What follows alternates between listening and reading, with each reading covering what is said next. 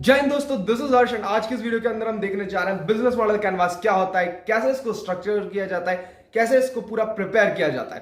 साथ ही में हम वीडियो के एंड में गूगल, नेटफ्लिक्स, Amazon, टेस्ला, उबर के बिजनेस मॉडल कैनवास भी आपके साथ शेयर कर रहे होंगे। तो वीडियो को पूरा देखिएगा, एंड तक बने रहिएगा। चलिए शुरू करते हैं।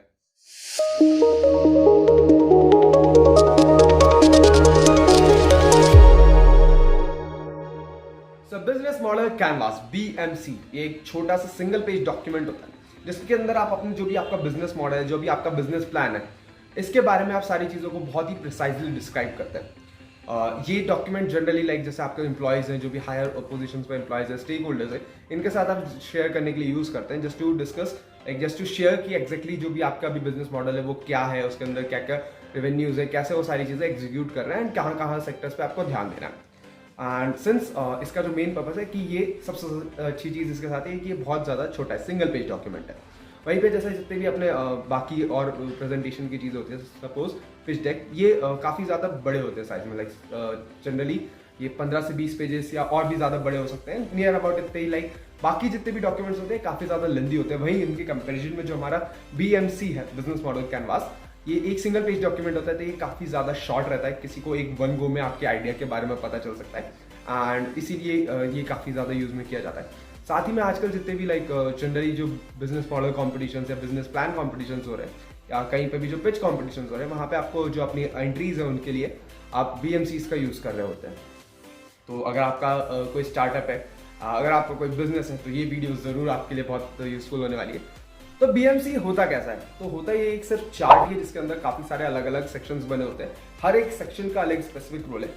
आइए देखते हैं कि हर उस सेक्शन के बारे में लाइक किसका क्या रोल है और वहाँ पे आपको क्या चीज़ फिल करनी होती है। तो सबसे पहले हमारे पास आता है पहले नंबर पर, दैट इज की पार्टनर्स। की पार्टनर्स में आप ये डिफाइन करते हैं कि जो भी आपका स्टार्टअप है, जो भी आपकी बिजनेस मॉडल है, उसमें आपको किन किन पार्टनर्स की जरूरत पड़ेगी, क्या क्या वो मेन पार्टनरशिप्स आपको करनी पड़ेंगी जिनके थ्रू आपका जो बिजनेस मॉडल है वो एग्जीक्यूट हो सके।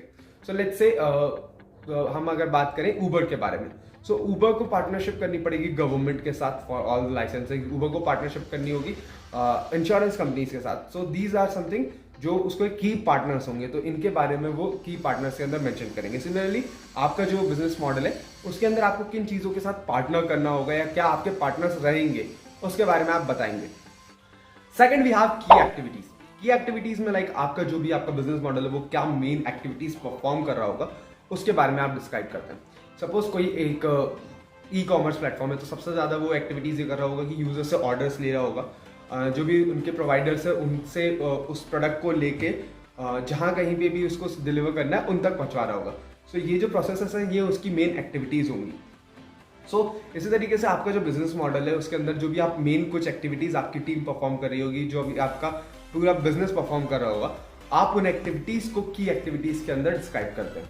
Eight third we have value proposition. So जैसा नाम से पता चल रहा है वैल्यू प्रोपोजिशन, तो इस कॉलम में अंदर हम बताते हैं कि हम किस तरीके से जो भी हमारे कस्टमर्स हैं उनकी जो भी प्रॉब्लम्स है उसको सॉल्व कर रहे हैं, कैसे उनकी नीड्स को फुलफिल कर रहे हैं, या लाइक इन शॉर्ट कैसे उनकी लाइफ में वैल्यू ऐड कर रहे हैं, इस चीज़ के अंदर हम बताते हैं वैल्यू प्रोपोजिशन के बारे में।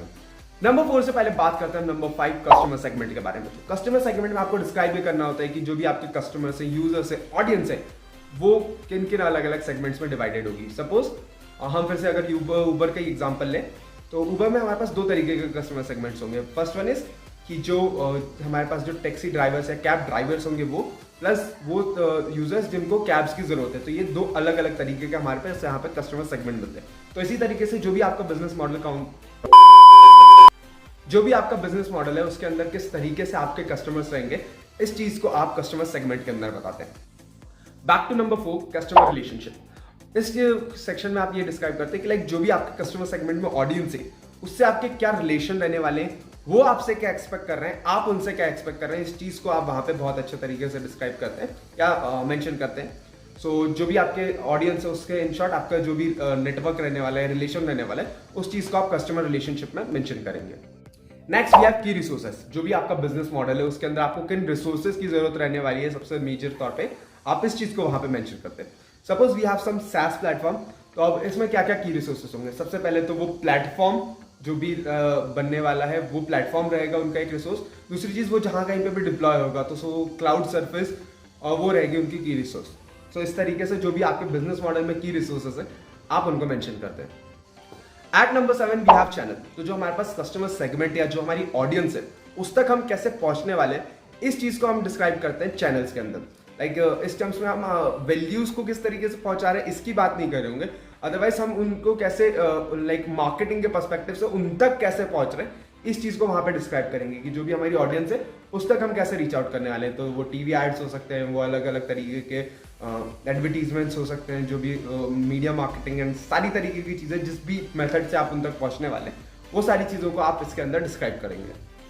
8th नंबर पर आता है कॉस्ट स्ट्रक्चर। जैसा इसके नाम से पता चल रहा है कि यहाँ पे हमें कॉस्ट का स्ट्रक्चर डिस्क्राइब करना है। सो सेम यहाँ पे हमें जो भी आपके बिजनेस मॉडल में सबसे ज़्यादा चीज़ें जो कॉस्ट ले रही होंगी, जो सबसे ज़्यादा हाई एक्सपेंडिचर वाली चीज़ें होंगी, उनके बारे में डिस्क्राइब करना है कि वो क्या क्या होंगी। एंड हर बिजनेस मॉडल में अराउंड काफ़ी सारे सेगमेंट्स ऐसे होते हैं जो बहुत इग्नोरेबल होते हैं, तो वो चीज़ आप यहाँ पे इग्नोर कर सकते हैं कि जिसके बारे में आपने बताया। बट जो भी मेजर आपके पास चीज़ें जो आपके बहुत ज़्यादा एक्सपेंडिचर हाई होंगे जिनके, उस चीज़ को यहाँ पे आप जरूर मैंशन करेंगे। And then last 9th number पे आता है रेवेन्यू स्ट्रीम। आई थिंक ये चीज आप सभी को पहले से पता होगी। रेवेन्यू स्ट्रीम यहाँ पे आप मेंशन करेंगे कि किस तरीके से आप इस बिजनेस मॉडल के थ्रू पैसे कमाने वाले, कैसे जो भी आपका बिजनेस है वो रेवेन्यू जनरेट कर रहा होगा। ये काफी सारे अलग अलग तरीके से हो सकते हैं डिपेंडिंग आप किस तरीके के बिजनेस मॉडल पे काम कर रहे हैं। जनरली ये अगर हम सैस की बात करते हैं यहाँ पे सब्सक्रिप्शन हो सकते हैं, एडवर्टीजमेंट्स हो सकते हैं, प्लान्स हो सकते हैं। इस तरीके से जो भी आपके बिजनेस मॉडल में आप अपना जो भी सर्विसेज दे रहे हैं या कुछ भी करके रेवेन्यू जनरेट करवा रहे हैं, तो वो रेवेन्यू जनरेट किस तरीके से हो रहा है इस चीज को आप बात करने वाले रेवेन्यू स्ट्रीम्स के अंदर। So these are the 9 things जो कि हमारे एक पूरे बिजनेस मॉडल कैनवास को बनाती है। एंड जैसा मैंने बताया कि ये सारी 9 चीज एक तरीके से पूरे बिजनेस मॉडल को रिप्रेजेंट करने के लिए अराउंड इनफ है, जिससे सामने वाला आपके जो भी प्लान है उसको समझ सकता है, या जो भी आपका बिजनेस मॉडल है उसका एक उसको ओवरव्यू पूरा मिल सकता है कि ये क्या एग्जैक्टली चीज है। नाउ अगर आपको खुद का एक बिजनेस मॉडल कैनवास बनाना हो अपने स्टार्टअप या अपने बिजनेस प्लान के लिए, तो आप कैसे बना सकते हैं? कुछ नहीं, आपको डिस्क्रिप्शन में एक पूरी की पूरे डॉक्यूमेंट मिलेगा जिसमें सारी चीजें ब्लैंक रहेंगी और काफी अच्छे से डिस्क्राइब रहेगा कि कहाँ पे क्या चीज को यूज करना चाहिए। तो आप उसको डाउनलोड कर सकते हैं एंड जस्ट उसमें आपको अपनी सारी चीजों को एडिट करना पड़ेगा, तो आपका बिजनेस मॉडल कैनवास रेडी हो जाएगा।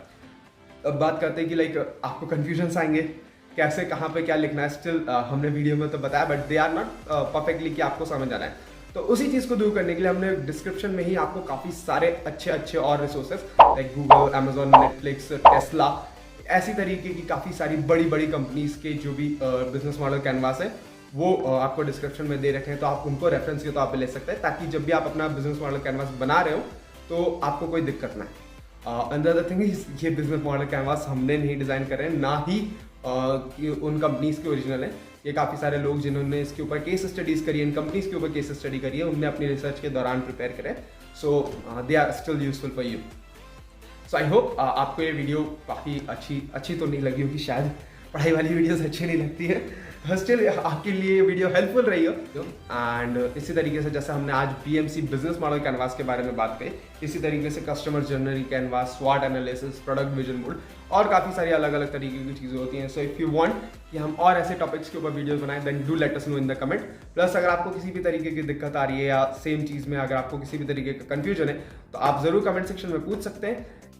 इसी के अलावा नीचे एक लाल कलर की सब्सक्राइब बटन दिख रही होगी, अगर आपको ये वीडियो अच्छी लगी हो तो उस लाल बटन को दबाना ना भूलिएगा। मिलते हैं नेक्स्ट वीडियो में, जहां पे हम काफी तरीके से इसी तरीके की रिसोर्सफुल बातें कर रहे होंगे। जय हिंद,